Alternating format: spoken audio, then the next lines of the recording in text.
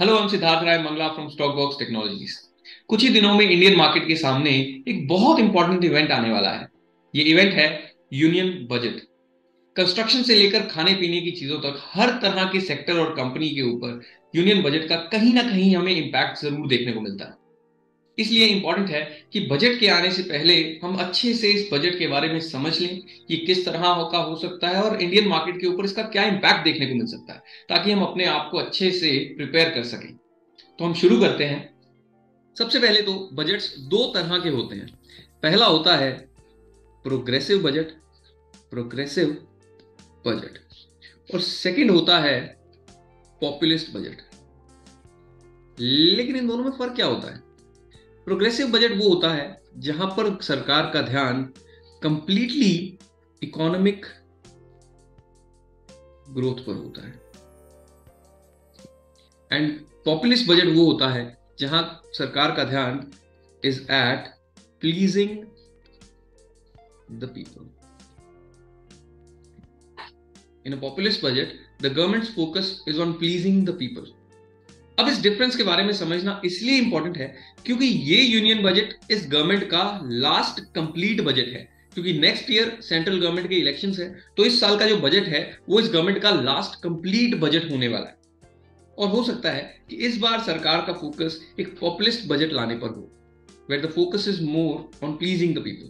But what does pleasing the people mean? एक populist budget के अंदर सरकार आम लोगों की आम प्रॉब्लम्स को सॉल्व करने पर ज्यादा फोकस करती है, जैसे कि फार्म लोन्स को वेवर करना,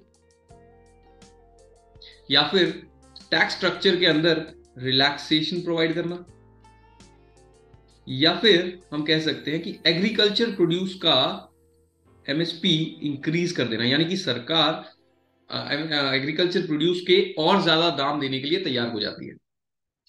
इन सभी चीजों के अंदर आप एक चीज कॉमन देख रहे हैं कि इन सभी से सरकार की फिस्कल डेफिसिट या फिर सरकार की जो ट्रेजरी है उसके ऊपर दबाव आ सकता है इन द लॉन्ग रन। लेकिन इन द शॉर्ट रन इनसे इकोनॉमी की डिमांड के अंदर एक बूस्ट भी मिलता है।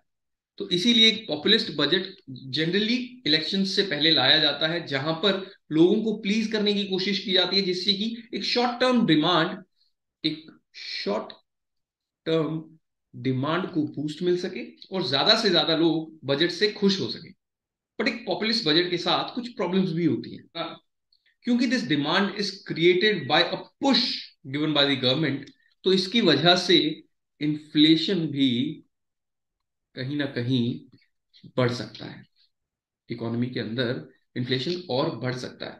लेकिन जिस तरह की सिचुएशन के अंदर इंडिया ऑलरेडी है, या फिर पूरी दुनिया ही हम देख सकते हैं कि ऑलरेडी है एक हाई इन्फ्लेशन की सिचुएशन के अंदर, अगर यहां पर एक पॉपुलिस्ट बजट हमें देखने को मिलता है जिससे सरकार की ट्रेजरी के ऊपर और इम्पैक्ट आता है और इन्फ्लेशन और ऊपर जा सकता है, तो वो हमारी इकोनॉमी के लिए कुछ ज्यादा अच्छा नहीं होगा। इनफैक्ट लॉन्ग टर्म में उसके बुरे इम्पैक्ट ही हमें देखने को कहीं ना कहीं मिल सकते हैं। और गवर्नमेंट भी इस बात को अच्छे से समझती होगी कि इस सिचुएशन में, इस इकोनॉमी में एक कंप्लीटली पॉपुलिस्ट बजट लेकर आना शायद पॉसिबल ना हो पाए। तो इसलिए हम इस बार एक पॉपुलिस्ट प्लस प्रोग्रेसिव बजट का मिक्स देख सकते हैं, जहां पर the focus will both be at economic growth and on pleasing the people. अब इसका रेशियो हो सकता है कि 50-50 के बजाय कुछ 60-40 हो, जहां 60% focus might be on pleasing the people and 40% of it might be on economic growth. लेकिन इस बार का budget is expected to be a combination of being a populist budget as well as a progressive budget. So, a budget where the government's focus is on economic growth as well as on providing short-term benefits to the citizens will be very interesting to watch. क्योंकि ऐसे में एक तरफ जहां economic growth से जुड़े sectors जैसे कि infrastructure,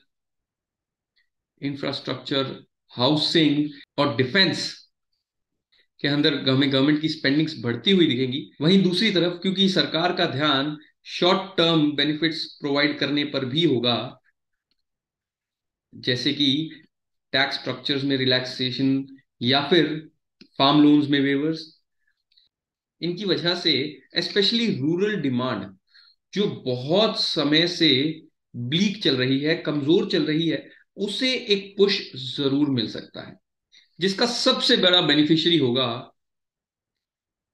consumption space. Consumption space यानी कि जैसे कि एफएमसीजी कंपनीज या फिर ऐसी कंपनीज जो मिड साइज इलेक्ट्रॉनिक्स के अंदर डील करती हैं।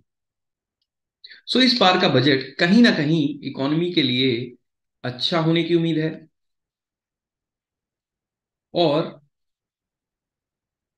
बट हाँ, मार्केट्स के लिए ये बजट वॉलेटाइल जरूर रह सकता है, क्योंकि हर सेक्टर से जुड़े हुए लोग इस बार बजट को बहुत क्लोजली ट्रैक करने वाले हैं।